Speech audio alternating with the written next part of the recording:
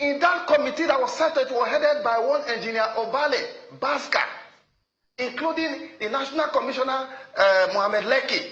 They were the co-chairmen. Their report, they came out with an interesting report that with 2G and 3G, we had 93% coverage across the Federal Republic of Nigeria, polling units where we could transmit results. Please, Sheon, I have put excerpts of that report showing Zamfara, Borno State, all those places, showing that we could transmit and all that. Based on that, the commission came out with a report and allocated polling units to the mobile network of operators, the MNOs, Airtel, Nine Mobile,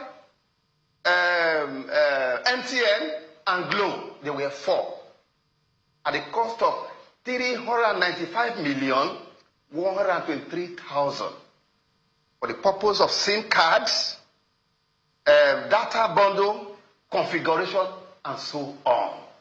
The commission was ready. But what was the problem? Section 52 of the 2010 Electoral Act prohibited the use of any electronic process in our elections in Nigeria. They put that in there. When we came in 2012, we made submission to the National Assembly to get rid of that. They refused to do so.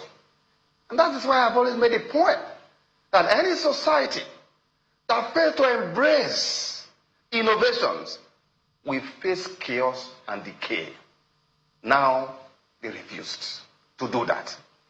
Because of that, INEC had to find a way around it with scattered innovation.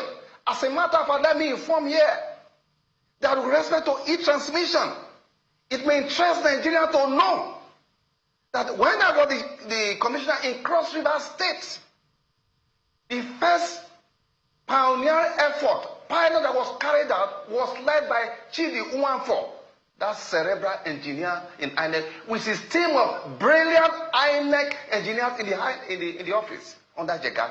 They came to Cross River States, where we conducted Governor Lie Imoke's second term election. I sat in my office where I'm seated here. There was a dashboard, not even IRED, there was a dashboard put in place in the 18 local government of Cross River State. From the ward level, using laptops, working with the telcos. Results were coming in, they were up. It was amazing. I was seeing the result, everybody was seeing the result. That led to our initiation of the big hall that we built in the INEC office in Cross River, so that could be going on. Mr. Iginni, just quickly, because of time. We refer to infrastructure. So yeah. refer to infrastructure. Yeah. For infrastructure, infrastructure is there 93 as of 2018. We are already ready for that. And INEC, in his concluding statement in that report, said that look, where we are ready. Left to us, our preference is for e-transmission.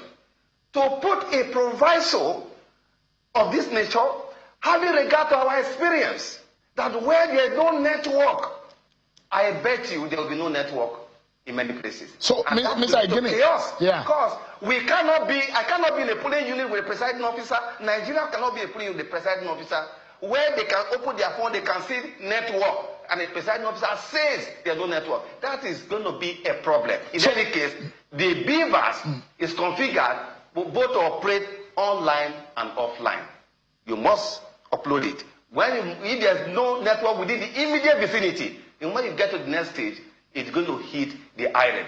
And the whole idea of the IRED, this is very important, is to underscore, which is what is contained in the guideline, that once you put all the dark alleys from ward level, local government, and all point of collations, those are dark alleys where changes normally take place.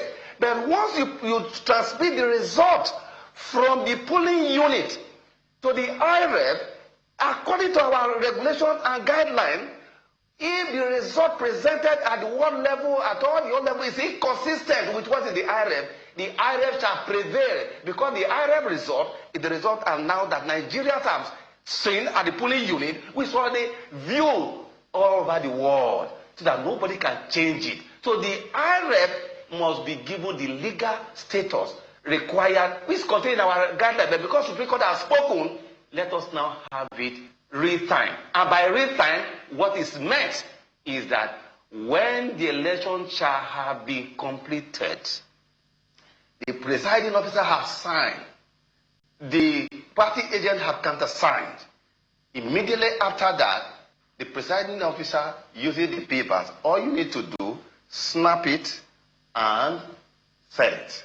You send it, it is both online and offline. So the argument of network is completely... So, Mr. Iginni, just quickly, sir, and I like this answer to be very brief. What is the implication of the amendment as is in the House of Reps version compared to the Senate version? If we go ahead with that, what is the implication to the 2027 election, considering the Supreme Court judgment? Just briefly. Well, if this proviso is retained, then there's going to be chaos in 2027 because there will be no network.